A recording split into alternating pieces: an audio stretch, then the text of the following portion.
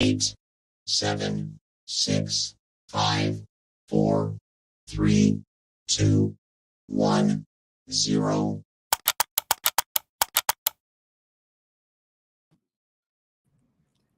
Hey, what's up, fam? Welcome back to another episode of 49 Faithfully. We're your hosts, Mariah Lee and Taryn Lewis. TL, what's up, my guy? How you doing? What's up, Mariah? What's up, fam? In the chat. Nothing. Same old, same old. Can't every day I look up Twitter. It's comical every single day, so it keeps me entertained with this foolishness. But yeah, I can't wait for our show to talk about what's going on with our team right now.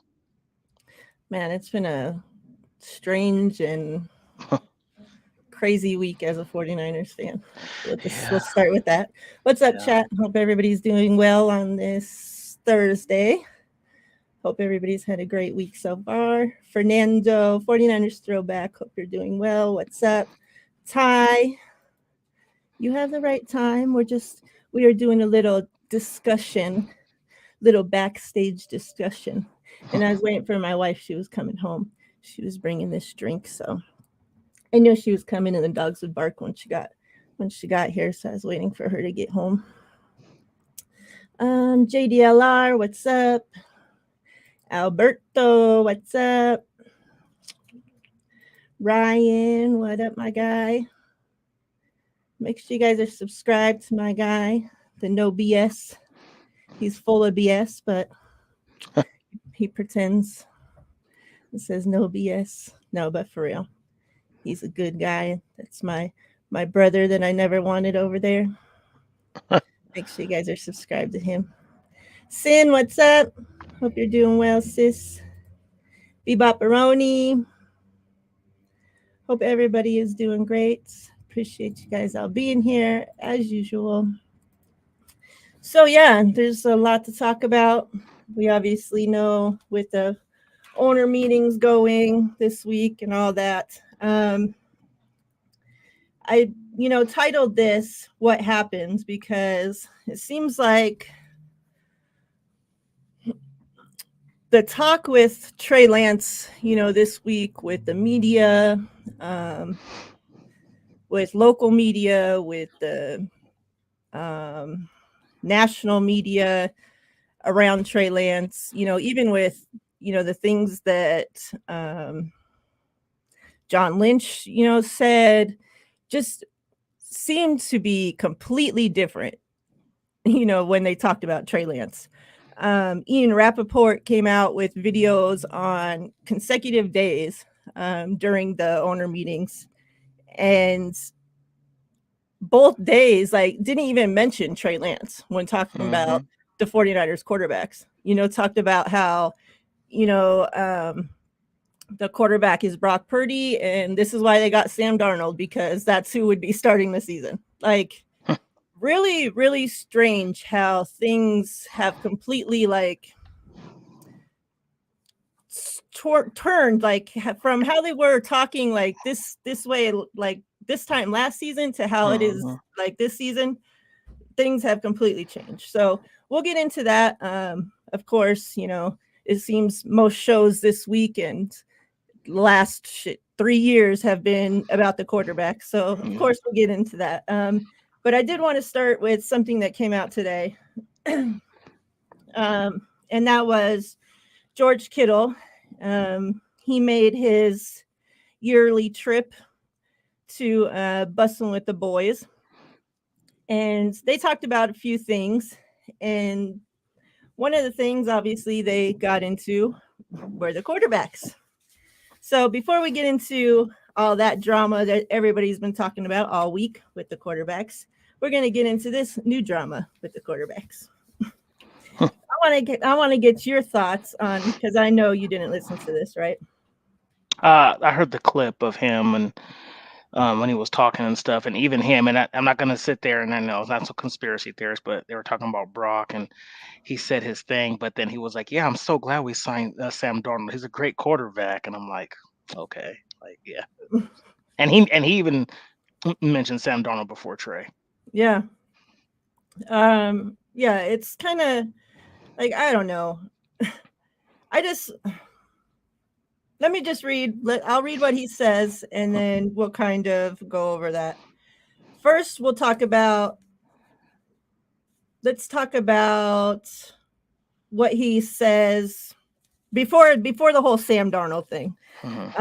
Let's just be the very first thing that he mentions about the quarterback.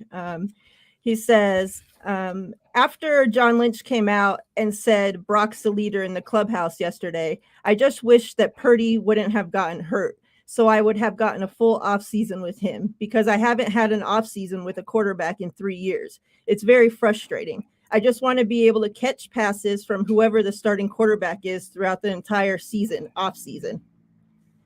And then one of them asked George Kittle, is he going to be at tight end university? And George Kittle goes, Purdy? I mean, he can't throw. I'll invite him. He can just come be a vibe. Maybe he can learn to throw lefty, plan ahead. And they kind of start talking about Mahomes and, other stuff from there. But so,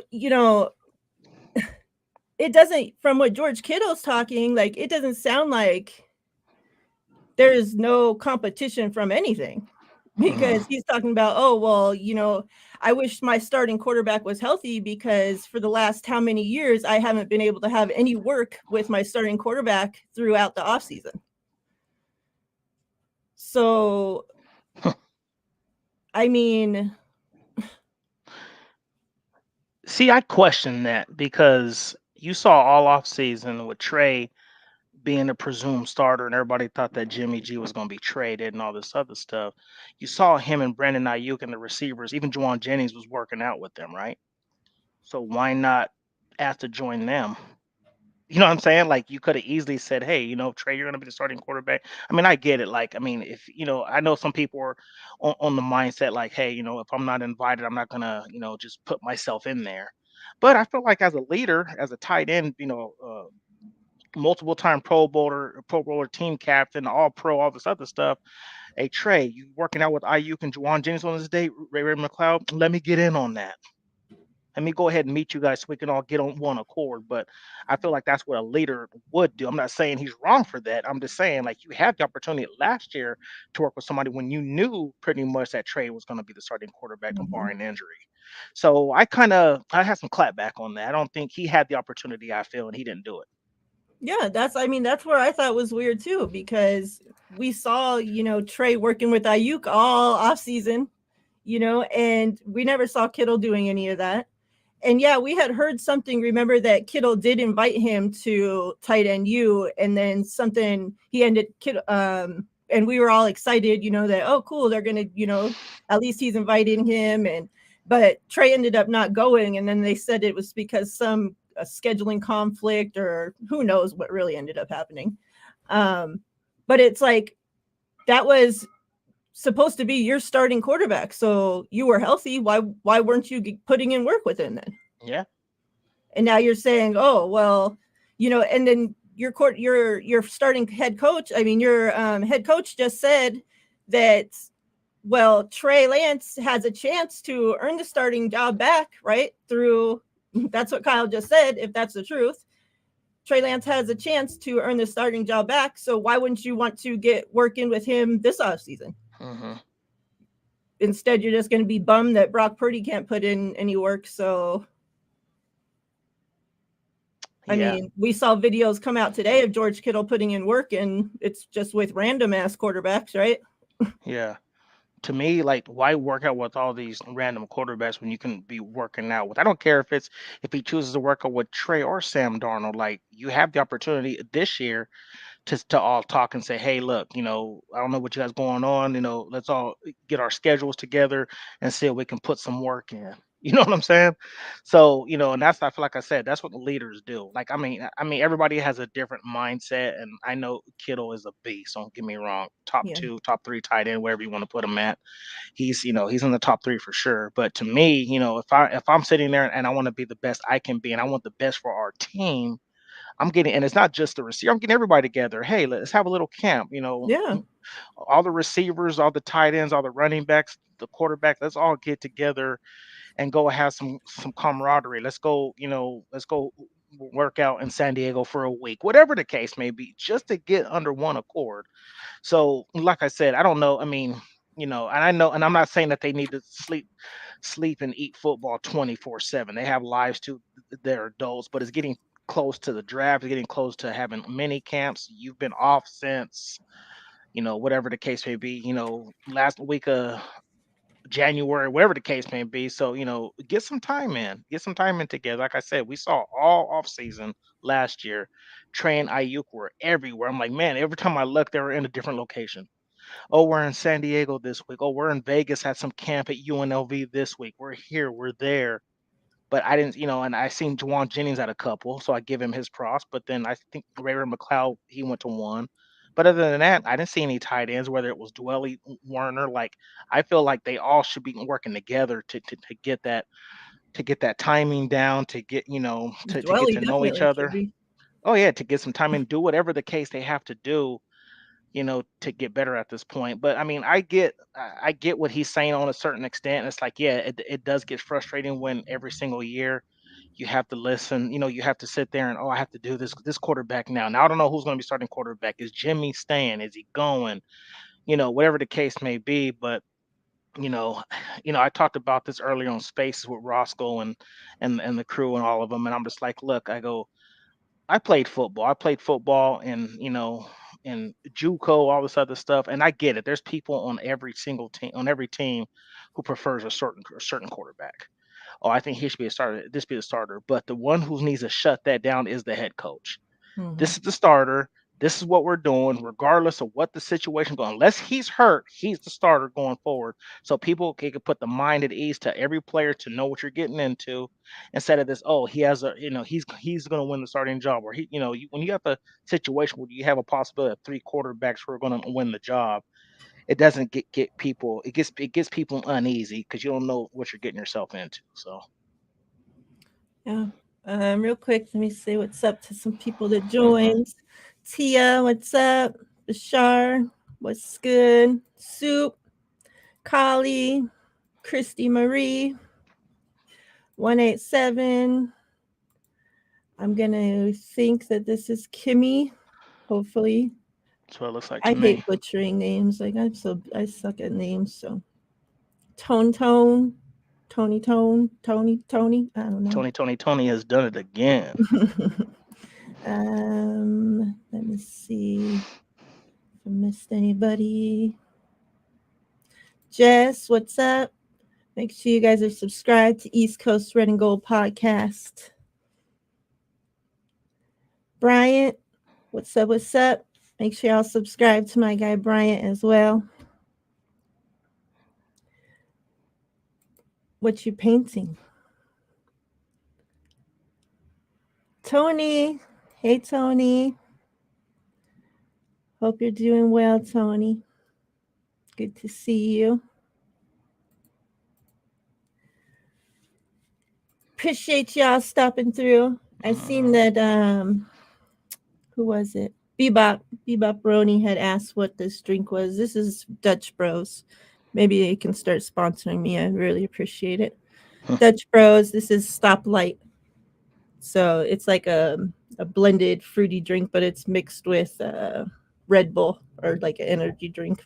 Oh, okay. Their version of Red Bull, but yeah.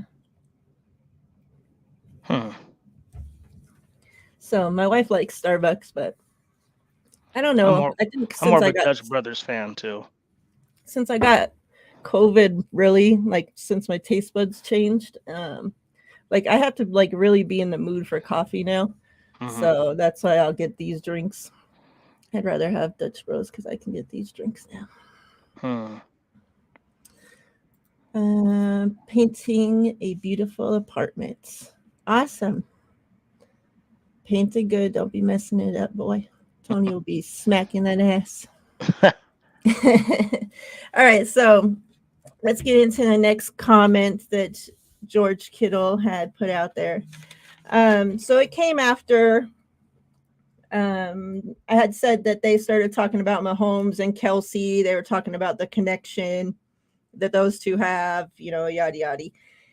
And so then they had asked George Kittle, is this why you're happy that John Lynch came out and said that Purdy's the leader in the clubhouse? And George Kittle says, where the hell did I put it? Oh, he says, yes and no. I want it to be I want it to be competitive. I'm super pumped we got Sam Darnold. I think he's a good quarterback. And then Will says, you got Sam, Trey Lance, Brock Purdy. And then George Kittle says, I love Trey Lance. Trey still has a super high ceiling. There's so many things he can do. He has an unreal arm. He has this mobility. As a big guy, he can run the ball.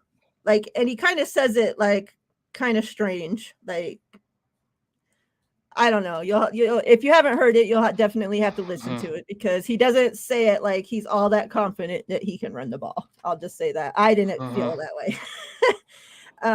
Because he kind of puts like some hesitation when he says, as a big guy, he can run the ball. And then he says his injury is a complete fluke. Injuries happen.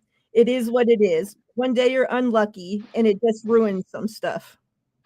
So we have 3 very capable quarterbacks, and I'm just excited about that. Now I just wish the guy who is hurt was available to throw me the ball. I'm just excited to see what happens. But hey, 4 straight years of quarterback controversy, baby. Let's ride. Yeah, that part stood out to me when he said the guy that's hurt, which he was not hurt to throw me the ball. That stood out to me a lot. Yeah. So that just goes to show you who he prefers under center going forward.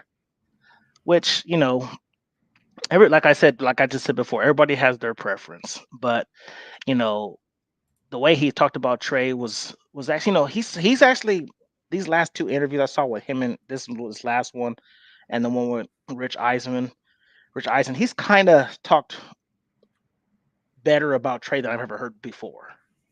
Like he was saying now he has a super high ceiling, this and that. And then, on that Rich Eisen, so he was just like, yeah, he goes, to be honest, Trey really hasn't had his opportunity. Like, he started a few games, then, he started week 1, then he got hurt. So, he's on the mindset and understands Trey really hasn't had a full opportunity, which, and I'm happy to hear that he feels that way, because I've always thought, a certain type of way about Kittle and how he felt about Trey and his quarterback in the quarterback situation. That doesn't mean he thinks Trey deserves to have the opportunity there with the 49ers, though. Oh, for sure. Yeah, I mean, like I said, I think it's just more that I'm more shocked that it's been some positive talk. Like he sees that he has the capability to be a good starting quarterback in this league, and maybe it is us wanting us to read between the lines. Like, yeah, he has potential, he has a high ceiling, but for this team, I don't think it's it. That's what he could be saying as well. So, and it's interesting too, because he said that we have 3 capable quarterbacks, which I can agree. But then it goes back to, I don't know if you saw this, what Kyle was saying, he's only keeping 2 quarterbacks. I really don't believe he is. After the quarterback debacle we had this last season, losing 3 quarterbacks and have to depend on Josh Johnson to win us an NFC championship, I don't see us only keeping 2 quarterbacks. I feel like it's going to be, and they That'd be paid Sam crazy. Darnold. Yeah, they paid Sam Darnold a decent amount of money, and everybody says, well, look at Nate Sudfeld. He had 2.5 million, and he still got paid and got cut. And it doesn't matter. We didn't. That situation is different from what we're looking at now, because now we've seen that who knows what Brock Purdy's going to be like after this surgery, and who knows what Trey's still an unknown at this point, and then he's had some injuries. A small like, other than this ankle, a couple of small ones with the knee, the finger, stuff like that. So it's going to be interesting. I just don't see us keeping just 2 quarterbacks because of what happens, because you can't put any of them on a practice squad. So it's Yeah. gonna be totally interesting. Yeah, I don't know what about like I said, there was always some snarky comments with certain players in this locker room when it comes to Trey Lance, and I seen Tone earlier, say at this point trade the young man. I'm almost getting there, to be honest. I'm getting there just because of the simple fact I don't know what this team values him. I don't know the value of him.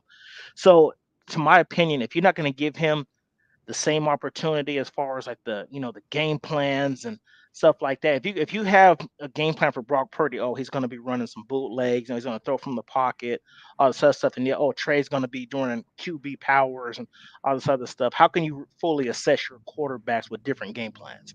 You have to trust your game plan and trust that Trey's gonna make these throws. Because if you were uncertain for Trey to have the game plan that you are comfortable with, then why trade all that draft capital? You know what I'm saying? So I just hope, like, if it's, there's no secret. I'm a big advocate for Trey. To me, he's the best quarterback on this team as far as potential and what he can bring to an offense.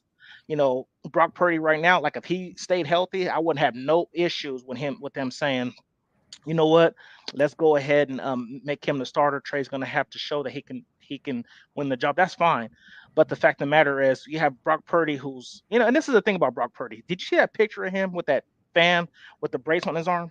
Mm-hmm. He's already a small guy. He looked even smaller in that picture. He looked like my son's friends in high school. I'm not being fun. I'm not being funny. Yeah. He looked little.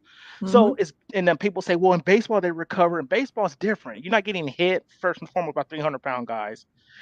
And in baseball, they don't really emphasize lifting weights that much. Yeah, they do, like a lot of cable stuff. I have a cousin that played professional baseball. He said they really look down on bench pressing because it makes you tight up on the chest. So when you swing, you don't have that quick twitch. So with Brock Purdy, him being as small as he is, how much strength is he losing? He's probably not going to be able to fully hit the bench press till probably July. So is he going to lose strength? And if he gets hit, if he gets hits again, let's just be honest. Some people here in the NFL are dirty. Oh, he just had the UCL surgery. I'm going for that arm again. What if he gets it hit again and it wasn't even landed on? He just got it hit. What if somebody lands on it? So, the fact that he's coming off a serious injury and people are still not willing to give Trey the reins and be like, okay, look, Trey, this is your team. This is that. And I've heard people say this all week, and I couldn't agree more. All of a sudden, Sam Darnold, and like I said, I'm okay with Sam Darnold because I feel like he's in the best situation possible. I'm not saying he's going to be Geno Smith, but some people's situation matters. But all of a sudden, people have, the thing on where it's like, oh, now Sam Darnold is all of a sudden off the hook and he's our savior. Like, you sit there, you saw the man play 56 games and was terrible. And all of a sudden, he's our savior and he's going to come in automatically and be our starter and not even want to give Trey Lance the same opportunity after 4 starts. But you've seen what he done since 56 games, and you still have more positivity towards Darnold than you do with Trey Lance. That's crazy to me. Yeah. And that's what I'm like, let's get into that, that they're pushing now that, we heard, obviously, the Brock Purdy's the leader in the clubhouse. And then we see the Ian Rappaport videos come out. No mention of Trey Lance. We hear Kyle come out the next day and says that Trey Lance and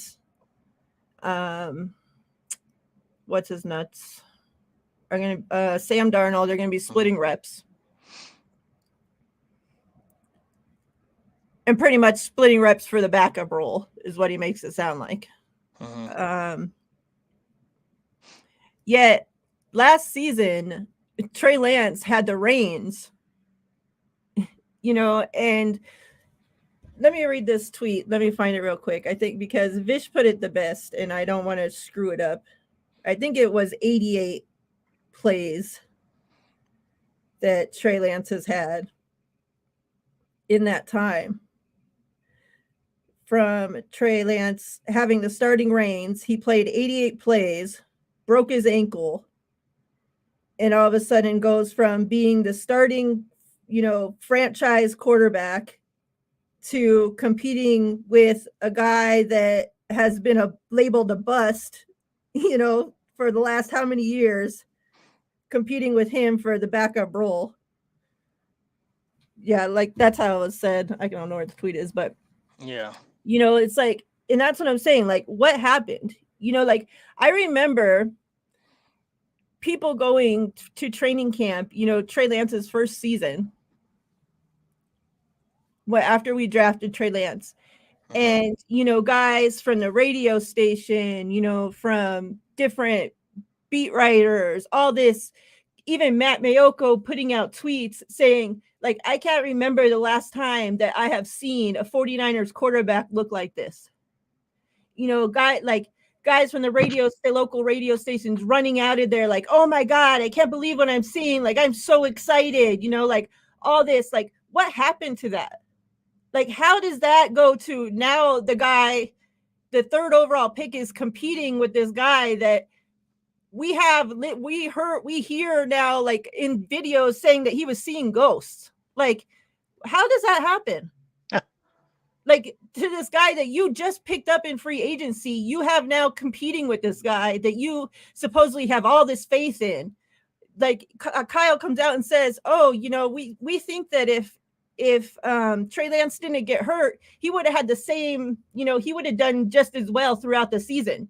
Then why is he competing with Sam Darnold, who you just picked up? And like, I'm all for competition, but like, you're showing no faith in this guy. Like, he sat there and said, like, oh, Sam Darnold, like, he's such a great thrower of the football. Like, he has one of the best skill sets I've ever seen, or some bullshit like that. He don't talk that way about Trey Lance. The only thing they ever talk about Trey Lance is about his character, about the person, never about what he can do on the football field. Never. Not how he throws the football, not about how he can do that.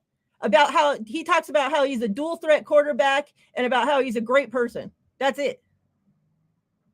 Yet he's there talking up fucking Sam Darnold.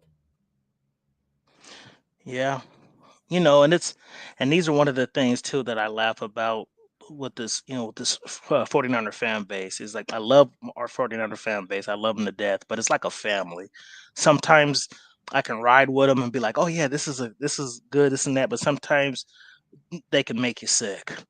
Where it's like, come on now, like, I've heard so many people, and it's funny to me. I feel like sometimes calling people out, but it ain't worth it. Like, I've heard people for months, on Spaces, on Twitter, Sam Darnold is so trash, laughing at him. Oh yeah, Sam Darnold this, Sam Darnold. He's not even on our team, but they always make these comments.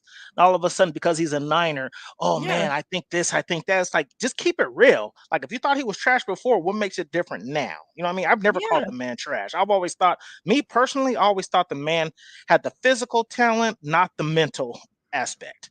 Because the kid's big. He does have a great arm. I remember watching him with the Trojans. He has a great arm. He can scoot a little bit. He can scramble. He can throw the deep ball, intermediate route. So he has the physical ability, but does he have the mental aspect? You said it best. He said he was out there saying ghost.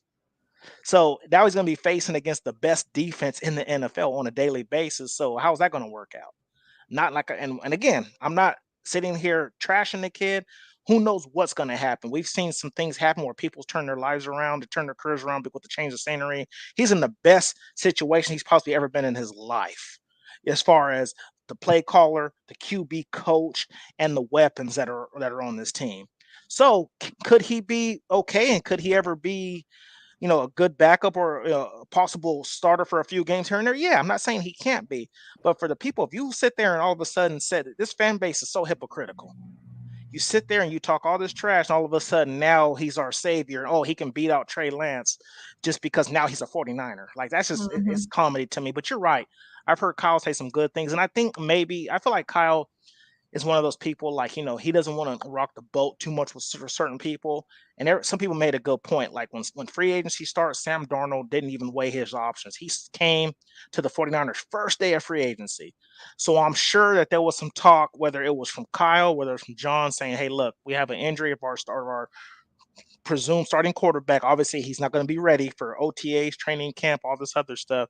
I want you to come to our team to give you a chance to compete. And I'm with you. I'm all about competition, all about it. But the simple fact is, I feel like Trey has the one leg up, because he's been in our system. He knows what's going on. And the simple fact is, I just think that, and it's funny. I've seen the Rich Eisen video with Trey 4 times already. There's something different about that kid. Me and Denise kind of agreed. He's talking with so much confidence and so much swag, like he has nothing to worry about. He's like, yeah, I'm all about competition, but the way I never seen him in an interview act this way. Like, I'm not saying it wasn't an arrogance, it wasn't a cockiness, none of that. He just had this sort of confidence in him where it's like, okay, I'm back healthy again. I'm gonna shock the world. And I hope he does. I hope this kid just comes out and shuts everybody up and goes out there and gives and shuts down the team who doesn't support him, the players, and just say, look, this is what I'm gonna do. And I've said this before. I think him sitting back, everything happens for a reason. He even said in an interview. It's just funny how everything comes full circle. Not happy Brock Purdy got hurt, but Trey was a starter, and all of a sudden in the NFC Championship game, this kid gets hurt, and it's like, okay, Trey, it's back on you. So I feel like it's an opportunity for him to sit back. He got to see the offense ran by Jimmy and by Brock. So now he's got two different perspectives of how Kyle calls these plays, me and you agree, you and I agreed on this. Trey obviously needs to be an advocate for himself too. He needs to come out and say, look, Kyle, I'm not going to give you opinions. I'm going to give you facts here. I've started 3 complete games, started 4. The game I ran the most, I got hurt, and I wasn't effective. In the second half of that Texan game, you kept me in the pocket. We did some bootlegs, some play action. I was effective. I threw 2 touchdowns in the second half, and I think he was like, to me, he was amazing in that second half. He needs to be an advocate for himself and tell Kyle like it is too, and be his own voice and say, give me the same play calling and the same game script as you do everybody else, and watch me work. I don't want to be a running quarterback, because I feel like Kyle, as much as he is a great play caller, he misses the mark when it comes to running what he feels is a running quarterback. And RG3 was his first mistake in how he ran him. And at the same time, you look at Trey when he's trying to do what Trey, you mention it all the time. Where are these plays he had on the plane after the combine or after his pro day saying, "Oh, look, I want to run these plays, Trey, run this plays, Trey." Where are those? That shit flew out Because the plane window. because I don't see him. And you're right, Twin, it might be trust. But here's the thing about it. We will not get the full aspect of Trey Lance as a quarterback. I don't care about his running ability. He out of all the quarterbacks, it's funny, they always talk about his game starts. Well, he only started 17 games. Well, so did Joe Burrow and so did Mac Jones. So don't give me this foolishness of, well, he don't have enough college starts. He had the most snaps under center out of any quarterback in that draft. So use him the way he was used in college, what made you fall in love with him in the first place, instead of trying to use him like he's a second coming of Tom Rathman or something. Use that man as a quarterback, because that's the only way we're going to see the full effect of Trey Lance being a quarterback and be able to run this team effectively. Preach. Let me say what's up to some peeps. We got Kid in the house, David, Corey, Twin. We got Denise. Denise. I thought I had seen. Oh yeah, leaving. What up? What up? I agree with that comment. Which one? He should be more of a Russell Wilson type of runner. Yep. Preach. So let's talk a little bit about this. John Lynch had, when he had first talked about when Brock Purdy should be back, like he made it seem like we expect him, or we want, or he should be back for training camp or something. Like the words, like the way he said it, like made me feel some type of way. Like, I don't know if like they're trying to rush Brock Purdy back, or like, I don't know. Like, I just really hope, like, that they do right by Brock Purdy, that they're, I don't know, just the way that John Lynch talked in that thing. I know I wrote it down how he said it, so let me find it, because the exact way that he said it, I was just like, I don't know. I felt better after Shanahan talked, because he definitely walked back the timeline of when Brock Purdy will be back. But John Lynch, he said, our hope is he's ready to go in training camp. It's like, to think that he's going to be ready to go in training camp, that timeline just doesn't add up. Like, at all. How is that sense? Like, that does not make sense, So to sit there on the record in front of all the NFL teams all the media, the entire fucking world, and to say our hope is that he's going to be ready to go in training camp after you just said he's leading that he's whatever the freaking damn quote that he keeps fucking saying that he's fucking leading the right, that he's the leader of the clubhouse, and then you say our hope that he's going to be ready to go. Like, so now, you know, if you're Brock Purdy, you just heard your GM say you're leading the race, right? Now you heard your head coach say, okay, yes, you know, if he was healthy, you know, if he didn't get hurt, you know, this would be easy. Of course, he would be the lead, he would be, you know, the starter, but he did get hurt. You know, Trey Lance can win this back, you know, throughout, you know, the off season, training camp, yada yada.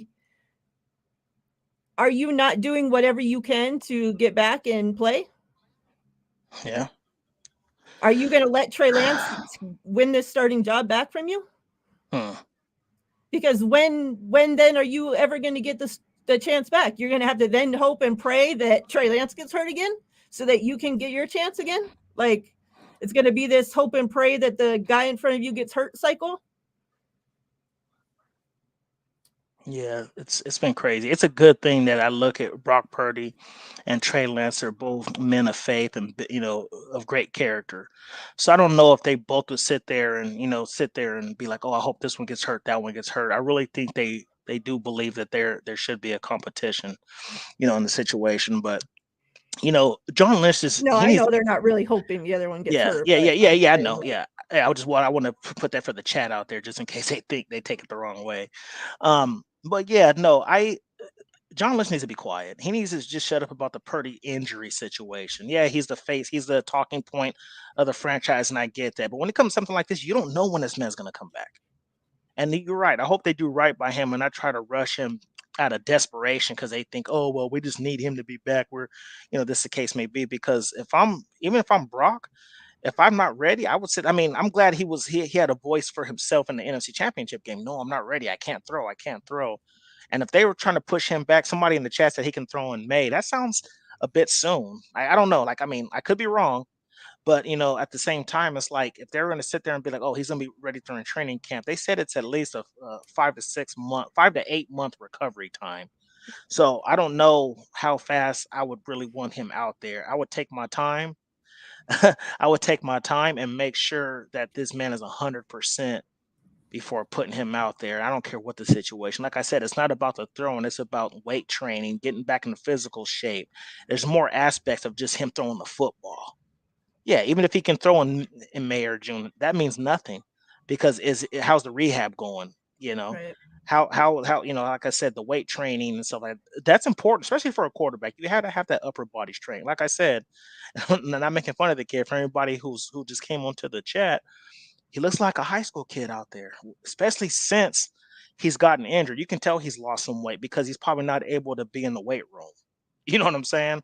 When I saw that picture, I was like, man, my son's a sophomore in high school, and my son looks bigger than him. I'm like, man, this dude does not look like he just I don't think he's ready right now. And I mean, to be trying to put timelines on, I guess you can say. Just let the man rehab, take it a day at a time, let him get 100%, not this 85, 89%. Let this man get to where he needs to be, and then put him back on the field to make sure you protect him as well. Yeah. This is the thing that, of course, nobody on the football field, nobody around there is going to talk about. Yeah. They might be rushing him back. Who knows? He could be at 80% of his arm, but he could be 60% mentally. Nobody's going to know until when he has a 300-pound guy rushing at him. What's how he's going to Yeah. be until that happens. Exactly. Like, That's you're why I not hate going they to try have to no compare off-season this. program. Yeah. No work to get ready. No, no conditioning. No nothing. Yeah. Like, I don't know. Like, And he then the had no people that want to off-season compare it to program now baseball is 2 seasons in crazy. a row. So, Yeah. like, I don't know. It's wild. Well, in baseball they recover. This ain't baseball. Yeah. Totally different sport. Let me put a star by Bethel's question. That's a good question.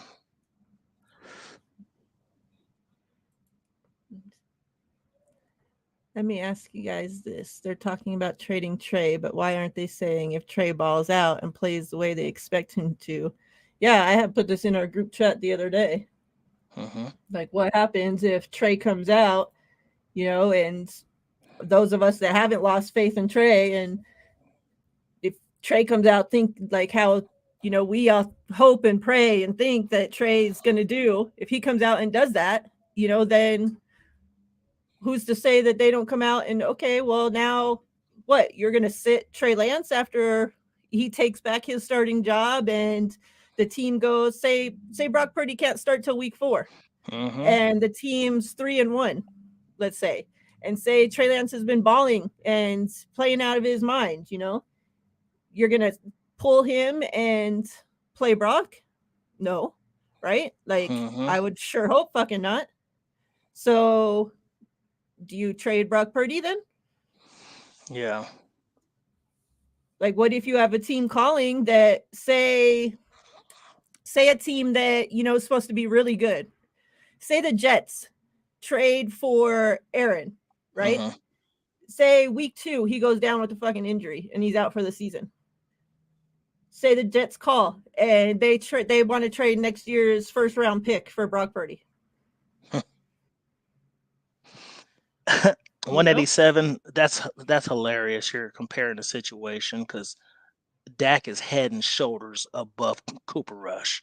It's not even comparable. We're looking at two young quarterbacks who, we don't even know what they are in the NFL yet. Yeah, I get that Brock Purdy started his 7 games, but so let's say this: Trey won the competition in week 1. So are you advocating that if Trey comes out like Mariah said and it's 3-1 and he's the reason why we're winning?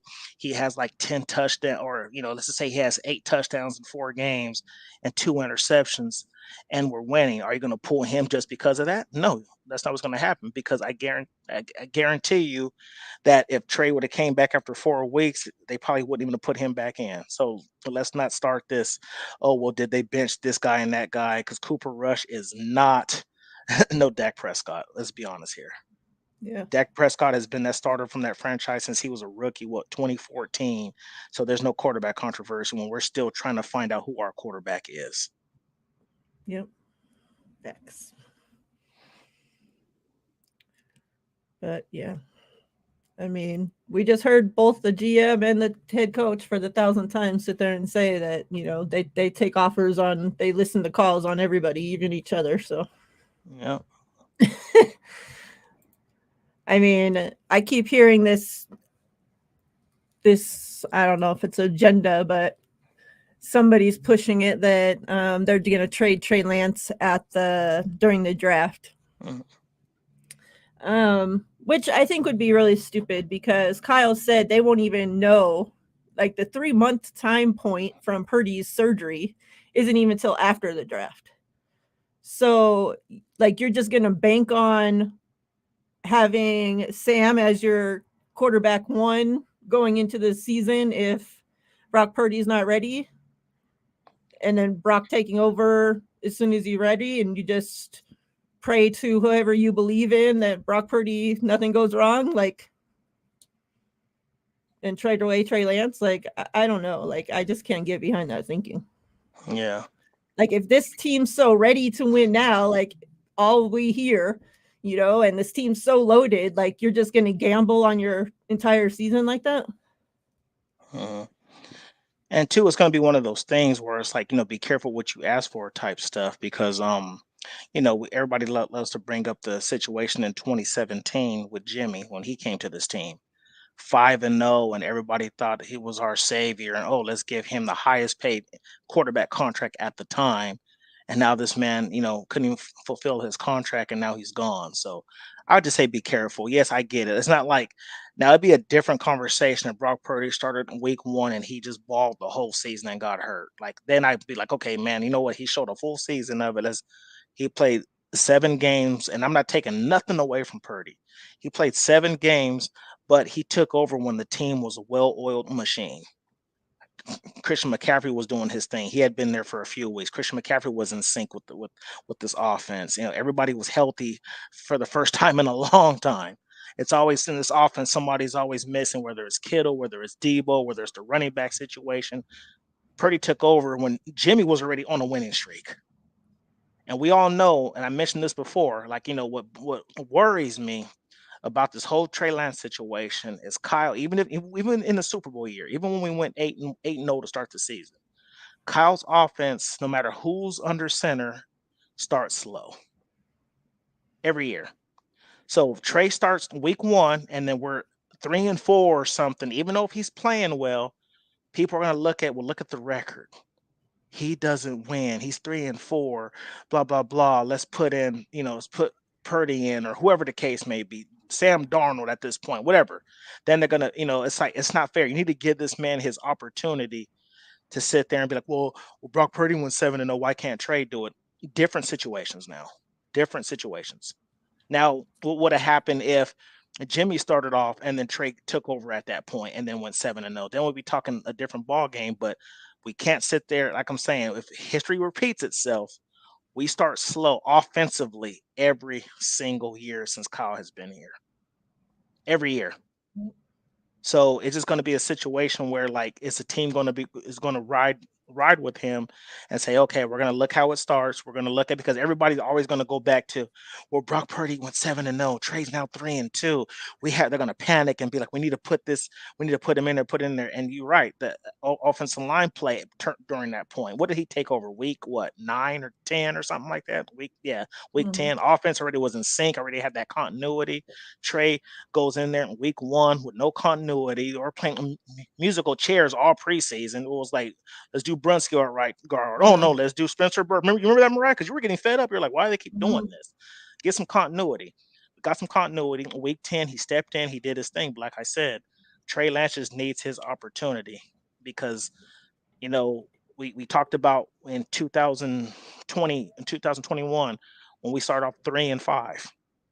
After that Colts game in the monsoon, we went on a bye week. We're dead in the water, everybody thought. Most people, oh man, I don't know if we're going to make the playoffs. We're not playing well. Then all of a sudden, did they say, oh, I'm going to bench Jimmy? Or no. People were still like, you know what? I still believe in Jimmy. I believe we can still win games. Have that same energy for Trey Lance and give him his opportunity. But that's the thing that sucks, because that's not going to happen. Exactly. Especially if Purdy's healthy sitting behind him. Yep. That's what exactly what's going to be. People don't look at contents and just be like, oh, this is net. Like I said, even the word, you look at it, you think, oh, 2019, oh, we started off 8-0. Yeah, we did, but it wasn't the offense, it was the defense. Offense wasn't good. We've started off slow since 2017 every single year under Kyle. And then seems like after like week 7, week 8, we get it together. Yeah. Oh, yeah. It's frustrating. It is. It really is. Let me ask you about a comment that John Lynch made that I thought was very interesting. And that was about Jed York paying for the Cabo trip. It was the first time I heard that John Lynch is a part of the Cabo trip. It was the first time I heard that Jed York pays for the Cabo trip. So what are your thoughts that the boss pays for the Cabo trip? Do you think the entire team's invited on the Cabo trip? Do you think, how do you think that this works? I would hope so. I would hope there's no favoritism. But now, I've worked at jobs where, like, the CEO pays for like a steak dinner for like managers. Like, so if he's paying for Cabo for Adam Peters, Brian Grease, like all the QB, like the position But we know coaches, who's stuff that like on that. the Cabo No, trip. So yeah, I know. Well, I'm just saying. So I'm don't saying. just So make up shit. I've situations like that. But now, if you have just a list of like, oh, this is who I'm going to invite, only offensive guys or whatever the case may be, I don't think that's fair as a CEO. Like, to me, you're playing favoritism. Like, it'd be like, so like I said, if it's different if he would sit there, okay, if you made all the coaches, the GM, and everybody who made the Pro Bowl, I'm paying for Cabo. That's cool with me. because it's something you earned or whatever the case. Hmm. But if you're just picking and choosing coaches and players on the team and saying, okay, Kyle Juszczyk, George Kittle, Trent Williams, whatever the case may be, you're just picking and choosing certain players just because they're your boys. I don't think that that's fair at all, and that sets No the wrong defense. yeah, that sets the wrong tone for the team. Like, look at Fred Warner and them are like, well, what am I, chop liver or what? Like, Yeah. I'm making Pro Bowls every year. Why am I not invited? You know what I'm saying? That's crazy to me. Jed York, if that's the case, I don't know what your situation is, but if you're a billionaire, you're a billionaire. Treat everybody on your team like, if you want us to be a team and be a 53-man roster, then act like it. Treat everybody the same and show everybody that nobody on this team is better than the other, and invite everybody to Cabo. You got the money for it. Yeah. Like Sin says, the Yeah, team captains, yeah. like you said, the Pro Bowlers, or everybody. Exactly. Like you Yeah, said. like if you have a criteria that everybody understands in the beginning, like if Jake comes out, in OTAs or whatever, or mini camp, hey, this is what I want to do. Oh, every year I take all my coaches and everybody and all my coaches, I pay for them to go to Cabo. However, if you're a player on this team and you make the Pro Bowl, or you hit your incentives, I'll pay for you too. Then you understand where they're coming from. But if you just all of a sudden sit there and you see your coach and certain players in Cabo and like, oh, that's cool. And you don't know nothing about it. All of a sudden you hear your GM say, oh, or whoever comes out and say, yeah, Jed Yorks pays for this. I'm going to feel some type of way. Like, oh, is this how you do business? I'm not Yeah. invited. You know what I mean? That's just crazy. Yeah. I thought that was kind of strange. I wonder if, like, because I don't know, he like slipped on that, or I forget. Oh, he said that. Why did he say that? Oh, when they got the call. Oh, when they got the call about Brock Purdy's, the details on his surgery. Hmm. We were in Cabo on the trip that Jed pays for us every year to go on. Like, Hmm. oh, really? That's interesting. And from my understanding, in case I don't want to be wrong, in case wrong, there was nobody there on from defense, right? I've never heard a defensive player and the names mentioned. Exactly. So what's that all about? That's just crazy to me. And like you said, Fred Warner, like, he's one of the best players on the team year in and year out. So Yeah. that's kind of strange. Yep. Anything else you've heard this week you No, want to go over, talked about? no, that's pretty. No, that's Race, pretty much it. I race think you. cars? No, I think we pretty much talked about everything. I mean, it's always gonna be about the quarterback, and like you said, the stuff with the Ian Rappaport and all this other stuff. Not even saying Trey Lance's name to me is wild. And then I don't know. It's just it's gonna be one of them things. Oh, that's an easy one for me, Tone. I'm trading Debo and keeping Ayuk. Same. 2 years younger, durable, and the best wide receiver on this team. Wide receiver, not playmaker, wide receiver. So that's who I'm keeping. I'm keeping Brandon Ayuk. But yeah, I Same. think and there's been talked about that too. I've heard of teams been reaching out for Brandon Ayuk and Hmm.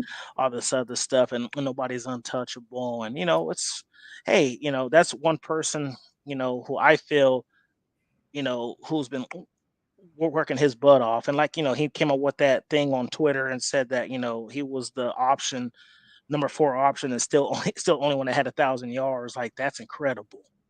So yeah, so that's definitely who I'm keeping for sure. Yeah. Debo does go to Cabo. Yep. Yeah, He's off part of yeah, the Cabo crew. yeah, all the offensive players. I've never seen like a defensive guy there. It's always like Ayuke not part of the Kittle and Cabo crew though, so yeah, he he's not might get there. Yeah. traded. Yeah.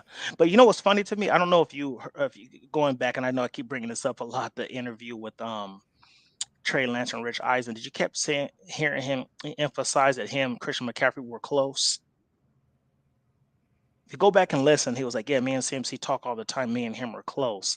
So I'm wondering, like, if CMC is going to be one of those guys who says, "Hey, we need to give him a fair shot." And I know some people think like players don't matter and all this stuff, but I do think players talking, like I feel like the George Kittles and the people who've been there for a while kind of have a say so of like who they feel is quarterback. Because even Debo says that whenever we have an issue and we go and talk to Kyle usually will listen to us. Did you hear Debo say that? Mhm.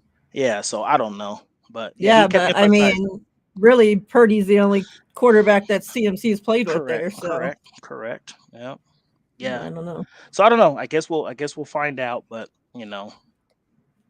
What's up, Dave? seen you in a while, Big Dave. Good to see you. Hope you're Yeah, twin, doing you're well, right. brother. 11 is always healthy. He's. I feel like he knows how to keep his body out of harm. Yep, yep. All right, yeah. I think that's all we got. Cool. Slow week, slow week, Mhm. slow month, slow couple Mhm. months.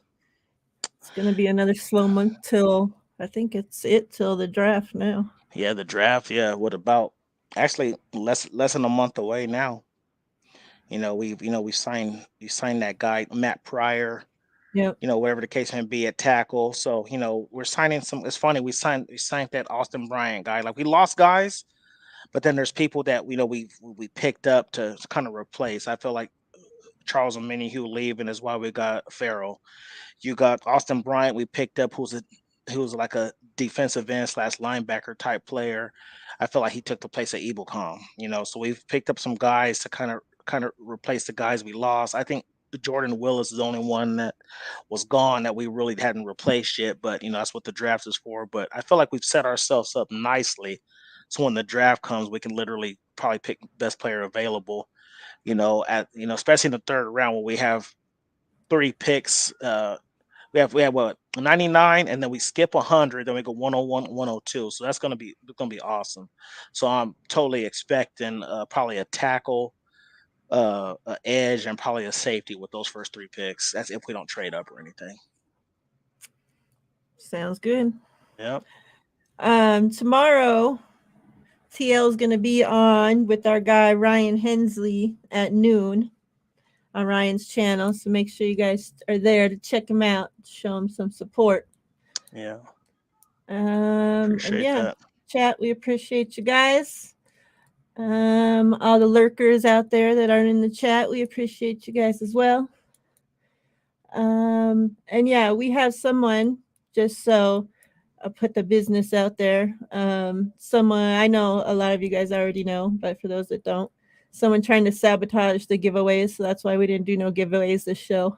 Because I don't really just feel like dealing with the drama and having to fight somebody to try to be nice to my community and do good stuff. So Yeah. yeah, hopefully we'll be able to do them again soon. It sucks that people have to do evil shit to people that are trying to do good stuff. Yeah, it's unfortunate that, like they always say, it only takes one to spoil a bunch. So it's like, you got this individual on here that likes to sit there and create these fake accounts and try to sabotage the giveaways and stuff like that. So yeah, it's terrible. Sin, the show is gonna be 12 Pacific time. So I think you said you're in Delaware, so it'll be 3 your time. Yep. So yeah, hopefully we'll get to be able to do them again soon. But I appreciate you guys all for being here, and I'll make it up to you guys. As always, you guys make the show. You guys mean the world to us. Yeah, I love you all. I'm gonna try to real quick before we get out of here. I was thinking I'm gonna try to start doing like maybe a short 20, maybe like a 20-minute like lunchtime show. So like lunchtime for me in the Pacific time, like 12:30ish. Maybe like 2 to 3 times a week. So maybe like Monday, Wednesday, Saturday, or like I'm gonna set like I know Ryan does his show like 3 times a week around that time. So probably opposite days as him, just to do like a quick show, a few days a week. So yeah, we'll probably start that. I'll probably start that next week or so. So keep an eye out for that. And then yeah, just keep an eye for, I'll be around. Appreciate you guys. Love y'all. We'll see you All guys right, soon. fam. Take care.